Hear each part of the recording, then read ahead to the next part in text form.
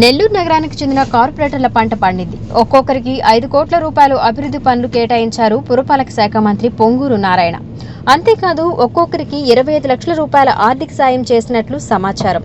దీంతో అధికార పార్టీలో ఫుల్ జోష్ నిండింది.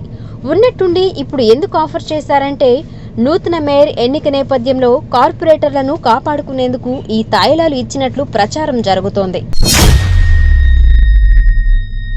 నెల్లూరు నగర నియోజకవర్గానికి చెందిన కార్పొరేటర్లతో మంత్రి నారాయణ 1-to-1 మాట్లాడుతున్నారు. ఒక్కొక్కరితో 15 నిమిషాల సమయాన్ని కేటాయించారు. నారాయణ మెడికల్ కళాశాలలోని తన క్యాంపు కార్యాలయంలో ఈ కార్యక్రమం జరిగింది. కార్పొరేటర్లను అక్కడికి పిలిపించుకుని వారితో వివిధ అంశాలపై మంత్రి చర్చించారు. తెలుగుదేశం పార్టీ బలోపేతానికి మరింతగా కృషి చేయాలని చెప్పారు. ఈ నెల 18వ తేదీన ప్రస్తుత మేయర్పై అవిశ్వాసం ప్రవేశపెట్టనున్నారు. ఈ నేపథ్యంలో కార్పొరేటర్లకు తాయిలాలు పందారం మొదలుపెట్టారు మంత్రి నారాయణ. ఒక్కొక్కరికి 5 కోట్ల రూపాయల అభివృద్ధి పనులు ఇస్తానని భరోసా కల్పించారు. అదేవిధంగా 25 లక్షల రూపాయల ఆర్థిక సాయం కూడా చేస్తానని హామీ ఇచ్చి తాను ప్రతిపాదించే వ్యక్తిని నూతన మేయర్గా ఎన్నుకోవాలని ఆదేశించినట్టు సమాచారం. మున్సిపల్ పాలక వర్గానికి ఇంకో ఏడాది మాత్రమే పదవీ కాలం ఉంది.